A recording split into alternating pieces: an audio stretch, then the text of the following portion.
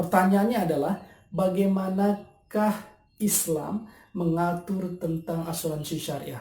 Maka pada video ini kita akan lihat bagaimana fatwa DSN MUI tentang pedoman umum asuransi syariah.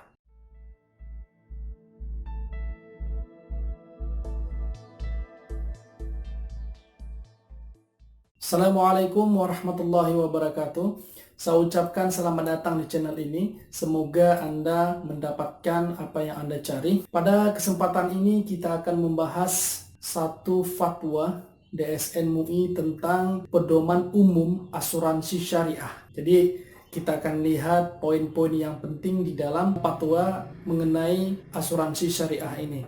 Namun saya tidak akan membahasnya seperti ahli fikih. Namun pada video ini kita akan lihat poin-poin penting di dalam keputusan yang ada di fatwa ini. Nah, fatwanya tersebut bisa kita lihat Fatwa Dewan Syariah Nasional nomor 21 DSN MUI 10/2001 ini tentang pedoman asuransi syariah.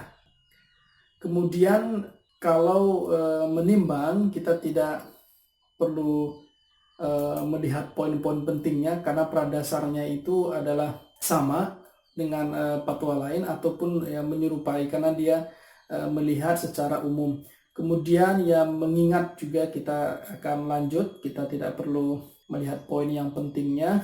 Kemudian kita lanjut sampai ke bawah, kita akan lihat bahagian yang paling penting dari fatwa ini adalah bahagian memutuskan, di mana di dalam fatwa ini paling tidak terdapat ada 11 ketentuan yang diputuskan di dalam fatwa ini.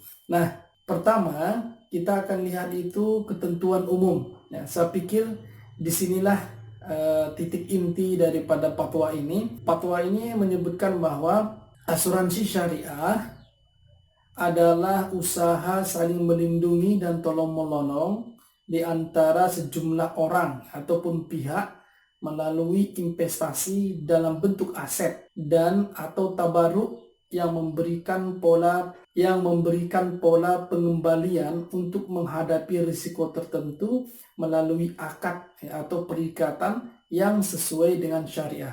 Jadi intinya itu harus sesuai dengan syariah atau yang sering kita bilang dengan akad. Nah, kemudian poin yang terpenting lagi adalah di mana asuransi syariah itu ada dua hal yang menjadi titik berat atau yang membedakannya dengan asuransi yang non syariah.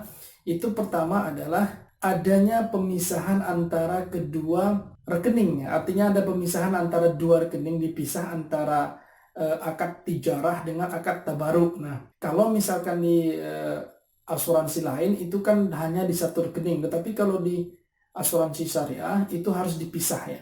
Jadi kalau tijarah itu suatu akad ya yang dipergunakan di dalam asuransi itu yang tujuannya untuk komersial ya gitu. Tapi kemudian ada satu lagi namanya akad tabaruk. Nah, akad tabaruk ini adalah uang atau dana yang kita masukkan ke asuransi itu kita tidak akan bisa ambil karena itu sifatnya tolong menolong, seperti seperti kita berikan hibah kepada orang lain, atau kita membantu orang lain, atau kita bersedekah kepada orang lain. Nah, maka rekening tabaruk itu adalah rekening tolong menolong gitu kan. Jadi kita tolong menolong karena dia asuransi itu adalah saling bantu membantu. Misalkan satu anggota di asuransi itu sakit, maka yang sehat juga ikut membantu dan sebaliknya.